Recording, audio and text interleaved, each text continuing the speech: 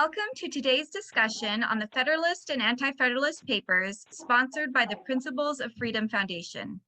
The purpose of this foundation is to provide a platform for discussing the ideas pertaining to freedom, just as was done in the town squares, churches, and taverns during the founding era of this nation. Ideally, those who listen to or participate in this discussion will have come prepared by having read the materials to be discussed. Participating in today's discussion, we have Derek Harris, David Bishop, Tiffany Mason, Joseph Andrews, and myself, Brooklyn McClure. We hope you will continue to participate in the discussions of freedom even beyond this podcast by commenting on our Facebook group, YouTube channel, and most importantly, by having dialogue with your family and friends. So in this discussion, we are going to be discussing Federalist Paper 69 and also the War Powers Act. And to lead that discussion, I'm going to turn the time over to Joseph Andrews. All right. Thank you very much for inviting me to this. This topic is very, very important because we just finished probably the world's bloodiest century, 20th century, and now we're embarking on the 21st century, and hopefully this century will be a lot less bloody than the last one. And much of this has been caused by war. And so the framers of the Constitution really tried to construct the Constitution to be a peace-promoting document, not a war-promoting document. And let me give you some background on that. First of all, I'd like to basically divide up the discussion into two topics here. One is war test. In other words, how do we test to see whether a war is just or unjust? And the second part would be, what is the war process? If the war is just, what is the proper process for going to war constitutionally? And so first, the war test. This is spelled out very nicely in Section 98 of the Doctrine and Covenants. This contains the golden standard, if you will, given by the Lord to the ancient prophets and the modern prophets to test as to whether a war is justifiable or not. And to begin with, I'd like to just read part of Section 98 that kind of gives the test. Section 98, verse 23. Now I speak unto you concerning your families. If men will smite you or your families once, and ye bear it patiently, and revile not against them, neither seek vengeance, ye shall be rewarded. But if ye bear it not patiently, it shall be accounted unto you as being meted out as a just measure unto you. And again, if your enemy shall smite you the second time, and you revile not against your enemy, and bear it patiently, your reward shall be 100-fold. And again, if he shall smite you the third time, and ye bear it patiently, your reward shall be doubled unto you fourfold. And these three testimonies shall stand against your enemy if he repent not, and shall be not blotted out.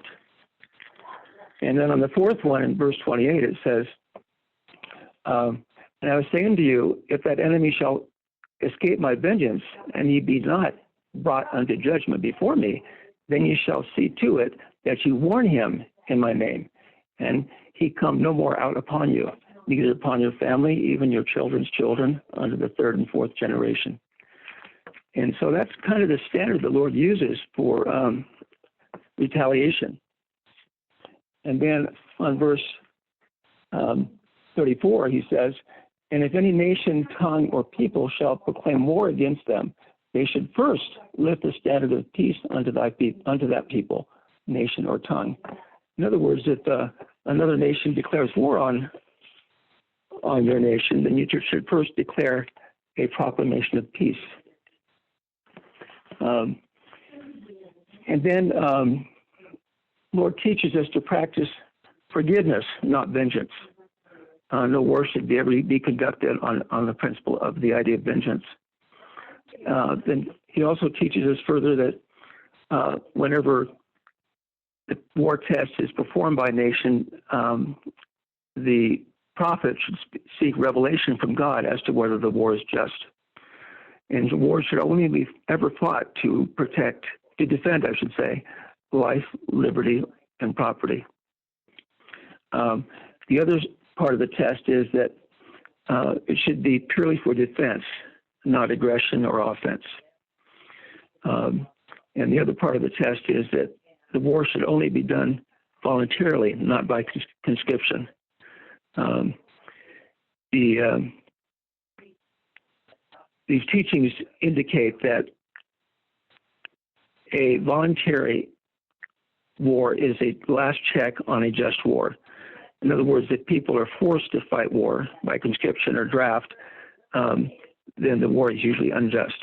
Just war can be detected or ensured by whether families are really threatened by it or not, and that would be voluntary, of course.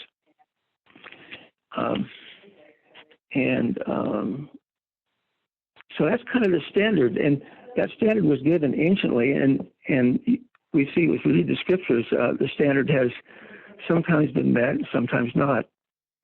The Book of Mormon, we see one of the big questions I've always had about the Book of Mormon is that the Book of Mormon contains many, many war chapters. And so my question has been, how can a testament of the Prince of Peace, why would a testament of the Prince of Peace contain so many war chapters? And I think the answer to that is that the war chapters in the Book of Mormon are examples of both just and unjust wars. And we see that the just wars had good consequences and the unjust wars had bad consequences. The example I'm thinking of is in 3 Nephi chapter 3, where the Gadianton robbers were a big threat to the Nephites. And Gideoni, the prophet, counseled them not to go after the robbers in their own land. In other words, not to do a preemptive war, but to do a purely defensive war by protecting their families, storing their food, and defending themselves. And that's a good example there of how a just war was conducted, purely for defense, not for preemption or any kind of aggressive manner. Now, the second part I'd like to kind of discuss a little bit. That's basically the golden standard, if you will, or the standard for testing as to whether a war is just or unjust. The framers understood this of the Constitution, and they realized that most of the wars fought in Europe during the 19th century, 18th century also, were unjust wars. They were usually sparked by an offense between two leaders, two kings. It was all too easy for one man, a king or some powerful ruler, to drag a whole nation into war simply because he was offended. They knew that it was way too much power for one man to have the power to both declare war and conduct war or execute war. And so they wanted to fix that by making a formula or a process for going to war that decentralized that power in the Constitution. And so we see that spelled out as a two-part process in Article 1, Section 8, in which Congress has the power to declare war because they're the ones most accountable to all of the constituents that may volunteer to fight war. And the second part of the process, once war is declared, is that war should be conducted by one man, commander-in-chief, the president. So in other words, enter war very carefully with deliberation through a committee, Congress, basically, and then exit war as fast as possible with dispatch by having one person in charge, commander-in-chief, president. It's a misconception that the president is a perpetual commander-in-chief. He is not. It's very clear in Article 2, Section 2, that he is only commander-in-chief when he's called into service. And that the title commander-in-chief is in the time of the framers, this was understood to be a title that was a temporary title, only given to an individual, a general, until the battle was over. And then that title disappeared. And that's a good example of that, George Washington. George Washington, when the War of Independence was fought, he did not take it upon himself to become general. He waited to be called to become general by the people through Congress. And then as soon as the War of Independence was over, he was no longer general. So that's a great example of what the framers meant, the intent behind that title, Commander-in-Chief. And we can see that this has been, if you look at the recent wars that have been conducted in our country since World War II, every war since World War II has not been declared. So therefore, every war since World War II has been unconstitutional. Unfortunately, that happened in 1973 when the War Powers Act was passed. The War Powers Act was basically an abdication of the powers given to Congress by the Constitution to the executive branch, allowing the president to decide on war. That was completely unconstitutional. That power can only have been given through amendment, not by an act that was passed. So anyway, that's one of the reasons why that was changed. Also, in the Constitution, there are a couple other safeguards to unjust wars in the Constitution. The framers were very careful to promote a militia system in lieu of a standing army. They detested the idea of a standing army. A standing army, they thought, that became a professional army, would eventually end up in becoming a business, a money-making business. And they did not want that to happen. And so they carefully put constraints in the Constitution for the Army, when it was raised, to be only funded every 2 years, and then to be predominantly a militia system. A militia system is an incredibly efficient, much safer system than a standing army because, number one, the individuals that participate already have weapons to defend their own families, their own personal guns and things to defend their own families. And number two, it's a really good check on a just war, because if people are voluntarily motivated to fight a war, then that usually means the war is just, not conducted by some politician for other reasons. And then the other part of it, too, is they state in Article 1, Section 10, the founders promoted a gold and silver system. They realized that, up until the 20th century, wars that were conducted like during the 18th and 19th centuries, even before, typically when a nation went to war, the war would end when they ran out of gold and silver, because you cannot counterfeit gold and silver. But nowadays, with fiat money, wars are endless, because when the government runs out of money, they just print out more money.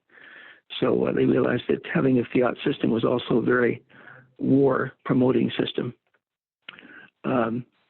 They also were very careful to, the founders also in the Federalist Papers and other writings warned of how leaders can often deceive the people into thinking and with fear, thinking that an enemy, giving them an illusion of an enemy, or the preemptive wars, ideological wars, war on terror, things like that, where the people were manipulated into thinking that there was an enemy, but it was really an illusion. They realized that in order to sell a war, you need to provoke an enemy to strike the first blow. And if a potentate or dictator could do that, then they could fool the people into justifying the war. The framers were also very big on importance of not having any kind of conscription draft to them. In fact, in the Declaration of Independence, one of the reasons why we parted from England was because the King of England was practicing impressment, which is conscription, and that was one of the abuses that was perpetrated on us by the British, and one of the reasons why we wanted to become independent of them. They felt that conscription or draft was basically a form of slavery, because if you could force a person to kill somebody else, that's slavery. And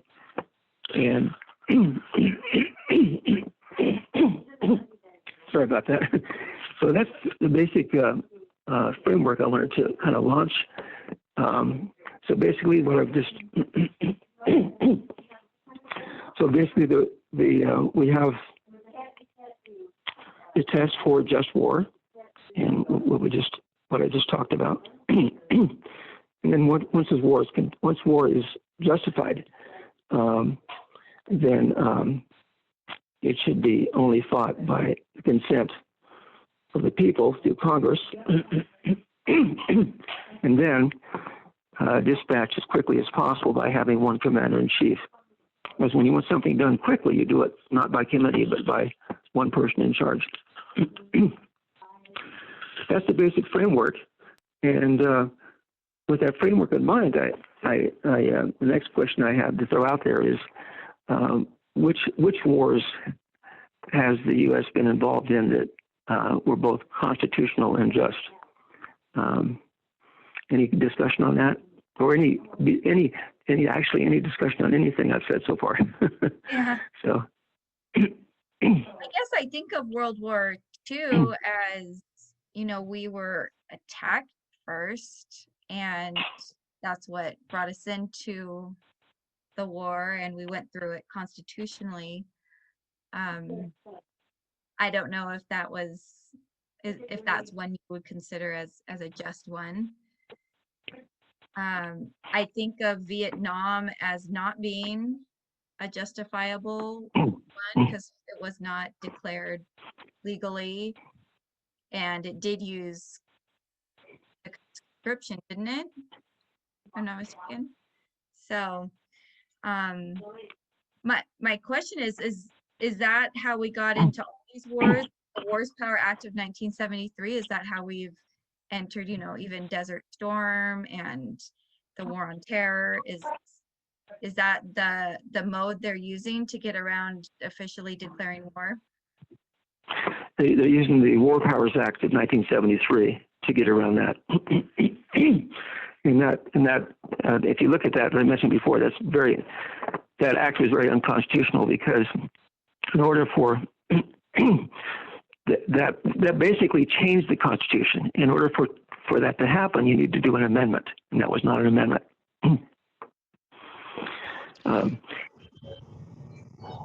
Another way they get around it, can you hear me, Brooke? Yes, I can. Another way they get around it is calling it a military action or a suppression, or whatever, like we saw in Bosnia and in what's the other big one? But military excursions into supporting allies. They've done what Congress and the Supreme Court and lawyers everywhere do, and create distinctions and new vocabulary and new titles for military action. So it's not actually considered a war, or it's temporary, or whatever. And so that's another way they get around it, the constitutional function. Yes, the War Powers Act gives the president permission to send out troops as long as he reports back every 6 months. But what really happens is he sends out troops, and then Congress goes along with it, because then they're blamed for not supporting the troops, and so it devolves into a war, basically. So it's how do we get around then? You can only fund the troops for 2 years. Or they just keep perpetually renewing that, I guess? Or are they not? Yes. It's hard to tell, actually. They may just totally ignore it at this point. They find a loophole. The intent, of course, was not to have a standing army. The framers didn't want to have a standing government or a standing army. Now we have both. So, as I mentioned, We had a question though. We discussed this during our discussion on the standing armies, and in our current climate of, you know, a bomb being able to be on our shores within minutes, you know, and the nuclear potential of these different countries, you know, is there wisdom in having a standing army, a fighter jet ready? I know that, you know, at our various military encampments, there is a fighter jet ready 24/7 to launch and go fight any missiles that might be inward bound. So what do you think about that with regard to the standing armies? Okay, well, first of all, let's back up a little bit. The framers looked at our continent as having two moats around it, and in other words, naturally protected: the Pacific Ocean and the Atlantic Ocean. Very difficult for anybody to invade us across those two moats, and so they felt that we needed a navy, but really didn't need an army. And the other thing to think about too is that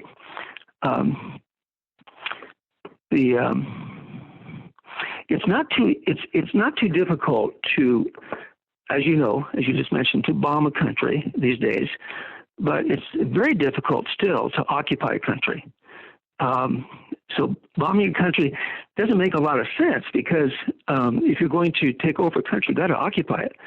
And still the difficulty of getting here to occupy it is extremely hard to do.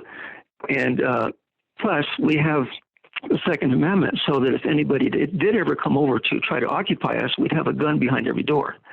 So we're very, very safe in that way. You know, you could. It's one of the, if you've ever read The Prince by Machiavelli, you'll see one of the basic ways any ruler, any potentate gets power is to create a crisis and exploit that crisis. And so the fear of being bombed, the fear of being killed, has really fueled war in many, many ways. A good example is the Second World War. The Second World War, Pearl Harbor was provoked, and if you study it, you'll see that Roosevelt really provoked that to happen. We really had no business being in the Philippines. We had an embargo and all kinds of things. And the Japanese, they could have tried to invade us, but it would have been very difficult. So I guess my answer to you is, yeah, nuclear weapons could bomb us. That's possible. But it's very unlikely, because what motivation would there be? They can't occupy us. So what good would it do just to destroy another country's city?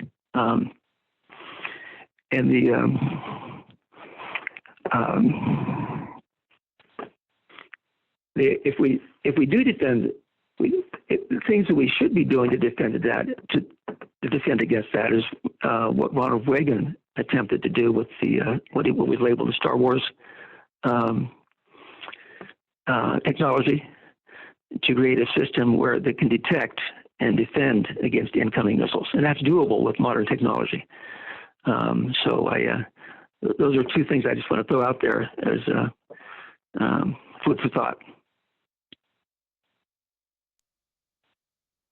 Does that make sense? What I just said?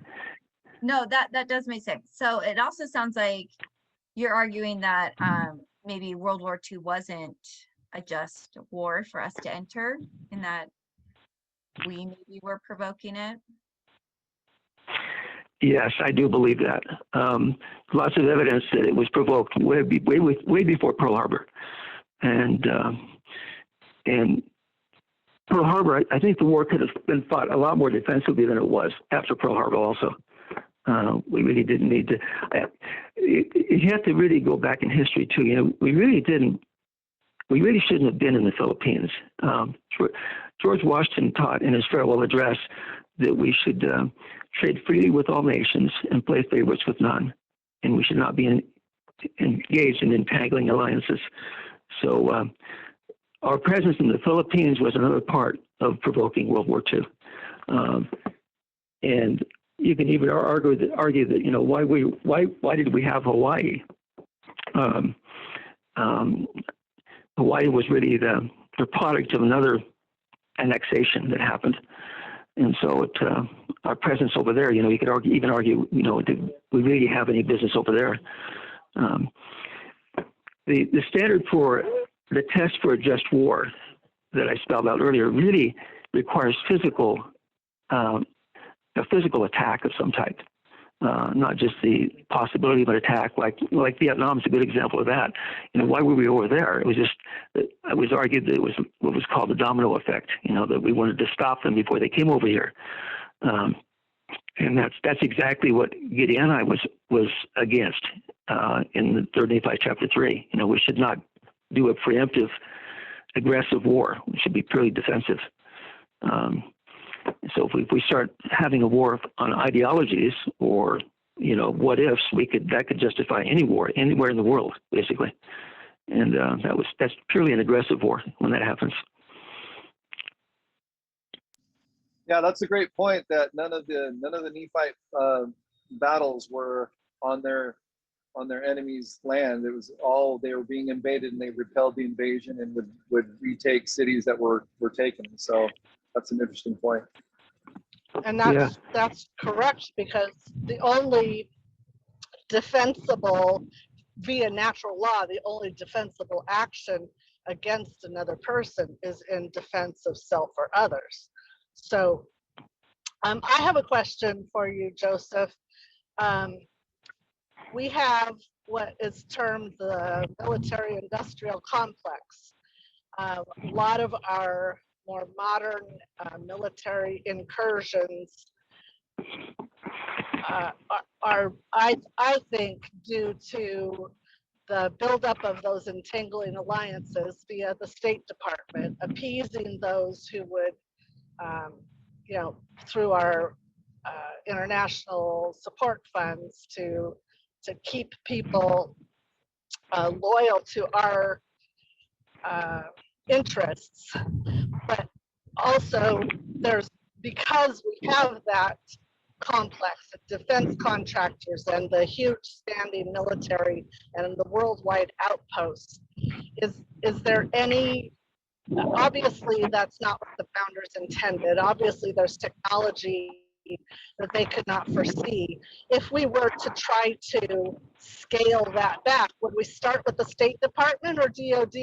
And is there any realistic way in our day to come back from that? The only way I can think of is what the prophet Isaiah prophesied in the book of Isaiah, that the day will come when men and women will beat their swords into plowshares. I think it has to come from the bottom up, because there's so much momentum from the top down. Nobody can change it at this point, especially with our fiat currency system that fuels it. And let me give you an example of that. My own life is an example of that. I graduated from UC Berkeley in '78, and I got a job in the aerospace industry, which is a euphemism for military weapons. And I devoted, about over half of my 23 years as an engineer to military weaponry, missiles, smart tank, shells. I mean, you name it. And I was doing that in the name of patriotism. I felt that, like everybody else, I was taught that all these wars are patriotic. And then I did a 180, and my 180 came through my study of the Constitution, where I realized that, as I mentioned earlier, the Constitution was designed to be a peace-promoting document, and that these wars that we've been fighting are totally unconstitutional. And that was a wake-up call to me. I just barely missed the Vietnam draft.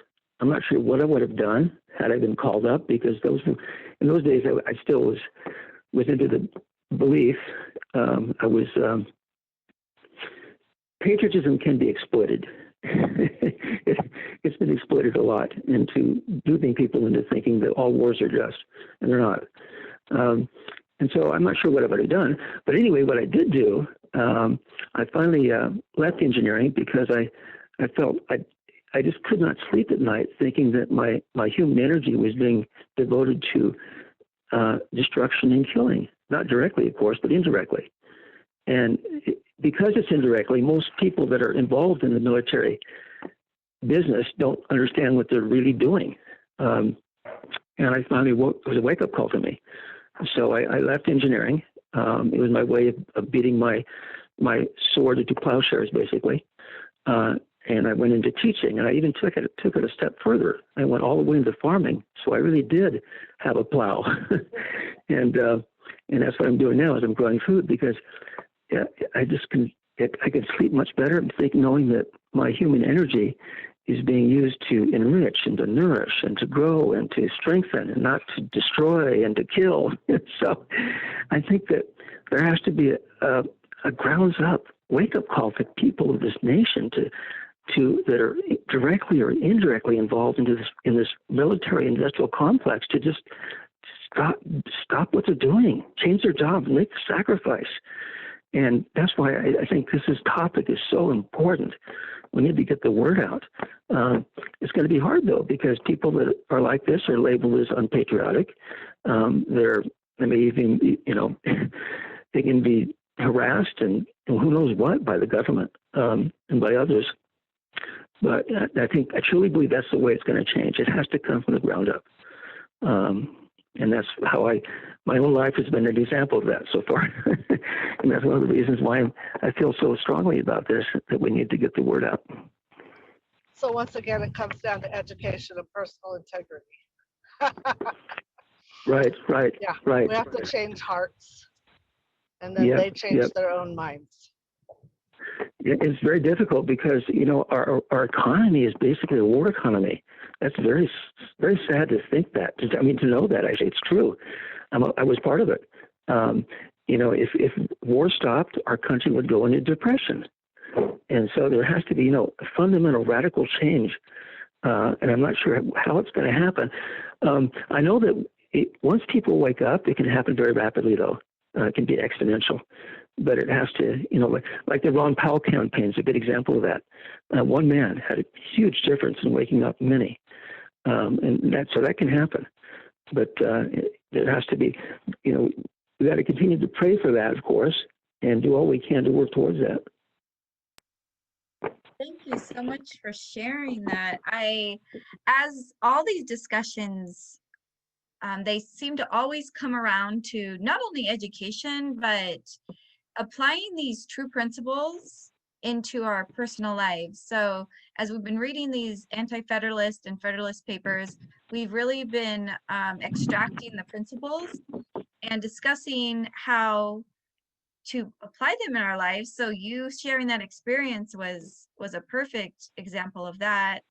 And I know I found, for myself, someone like Eckhart Tolle or some of these other people that teach about, self-realization or awakening can be a great tool for that conversion of our hearts, because I think we see, you talked about wars, ideological wars even, but people are warring every day now between the vaxxers and the anti-vaxxers and the BLM movement and, those against that movement. There are so many warring hearts. It feels like everybody's hearts are waxing towards war in many ways, whereas the only remedy for the macro wars is really to focus on our micro wars inside and to become peaceful within ourselves and within our families and then within our communities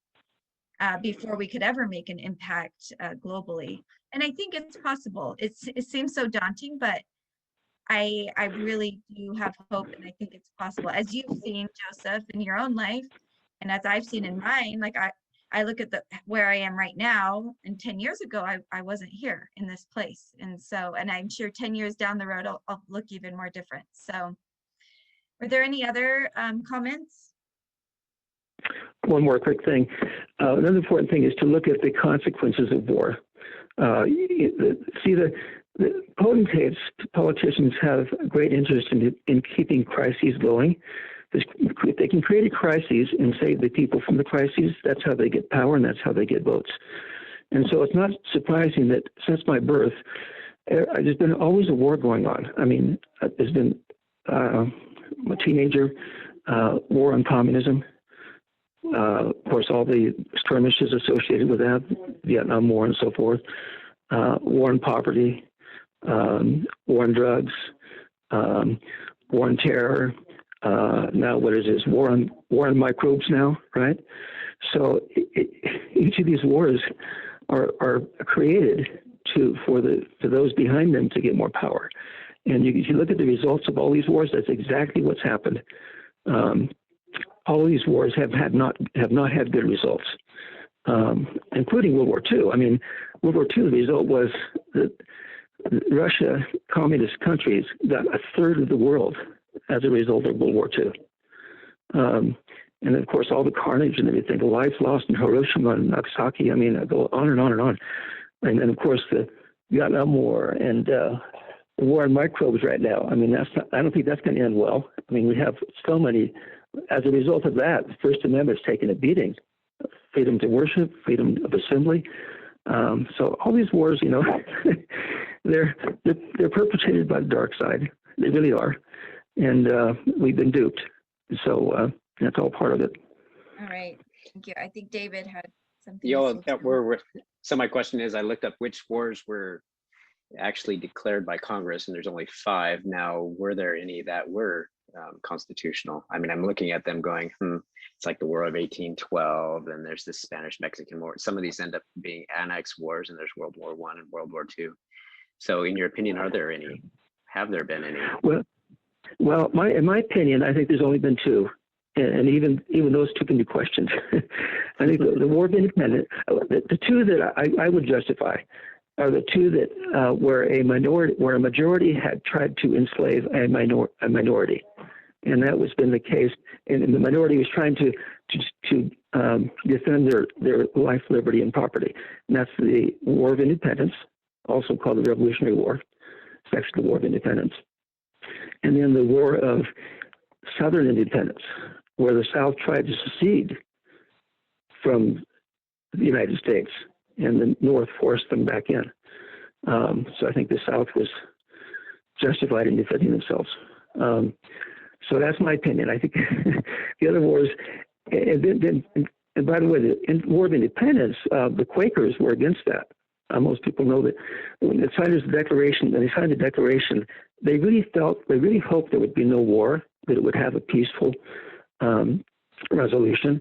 And the Quakers thought that violence should not be used, that if they waited it out, that they would wear down the British, just like Gandhi did in India. They didn't know about Gandhi, of course, but they knew about nonviolent resistance. The Quakers taught that might have worked. So I really can't find any justification for all the wars we've been involved in. That's my opinion. Did you make a comment about the Civil War? Did you say the South was not justified in fighting, or did I get that wrong? Yeah, because the Constitution was consensual. All the 13 colonies had to consent to enter it, and so by that same logic, it should have been consensual to leave it. And so I think that the South was totally justified in leaving the Union, and they should not have been forced to stay in it.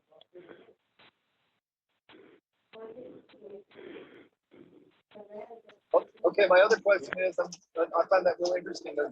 Thank you for that. That's not something for thought for me to look into deeper. I appreciate that a lot. I know that I know how we got stuck to the Pacific in World War II, and obviously some of the events that led up to Pearl Harbor. And the Atlantic War, I'm not sure how we got stuck into that. Was it the U-boats sinking our supply ships, or providing supplies for the Allies against the Axis in World War II? I know that there's all kinds of changing of the guard that was going on there, with Soviets starting out as a as an Axis, and then being an ally, and then going back to being an Axis. So, yeah. Yeah, Franklin Roosevelt made a deal with, I think it was with Joseph Stalin. He made a deal, and Joseph Stalin actually exceeded Joseph Stalin killed more people than Hitler did. So basically, we made an agreement with Joseph Stalin, who was also a very brutal dictator. And we had done what's called a lease lend program with the enemies of Germany before Germany declared war on us. So we'd provoked it in many ways. And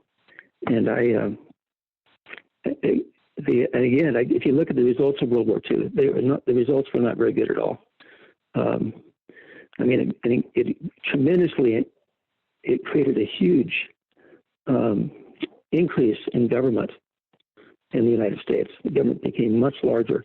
1913, just before that, of course, the fiat currency money system started, and that was greatly fueled by World War II also. And then, of course, you look at the results after the war. What happened was a third of the world became occupied by communist Russia. So I didn't quite hear all your questions. I hope I answered it. I'm not sure whether I did or not. No, this has been a great discussion. I had never considered that about the Civil War. I'd never considered that, oh, maybe they should have been allowed to leave. Like, that's never even entered my mind of possibilities. So I appreciate that new viewpoint. I'm going to ponder that. And I'm wondering what you think. So just letting natural courses take their course, maybe the southern states, if they would have been allowed to secede, would have maybe eventually wanted to come back, or we would have two different countries, but that's giving people choice and agency, and maybe that would have been a better route. That's interesting to ponder. Yes, it is, and it would definitely we lost, the states lost their rights basically as a result of the Civil War. The framers created, the Constitution has a large dose of federalism in it, with states, 10th Amendment. The North also would have been much more motivated to be conciliatory to the South. They were very, very, very provoking to the South in their economic policies, and perhaps they would have not been that way if they hadn't thought they could win a war. Yeah, that's my wife, by the way. That's okay. Anyway, so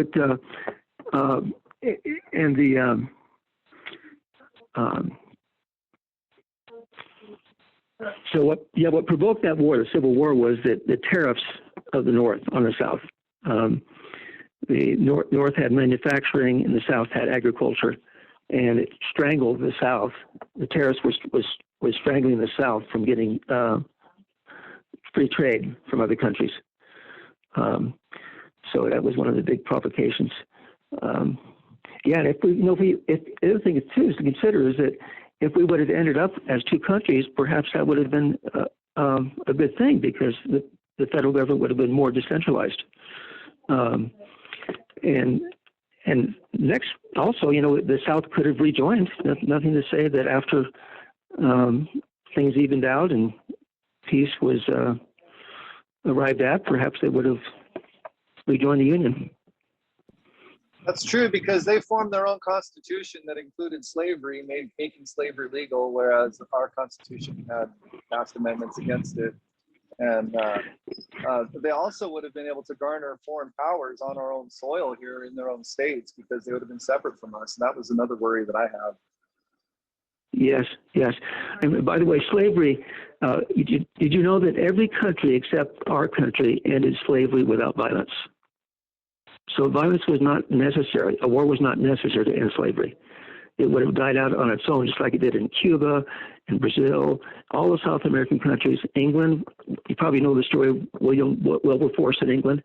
Parliament passed a law to end it. There was no violence there. So it's totally incorrect to think that civil war was necessary to end slavery. That's not true at all. That was merely an excuse used by Lincoln to continue promoting the war, as it was. The North had a draft system to make it happen. If I was in the North, I can't imagine why I would have been motivated to go and attack somebody in the South, other than if I was drafted. I can't imagine why I would. What motivation would I have? You know. Especially when some of the people on the other side are your own family sometimes. Exactly. So Lincoln had to promote the war, so that's why he did the Emancipation Proclamation. It was an excuse to continue the war. Wow, this has been a fascinating discussion. Lots of food for thought to go home with now. Thank you so much for joining us, and thanks for everybody who contributed. And we will talk to you next time.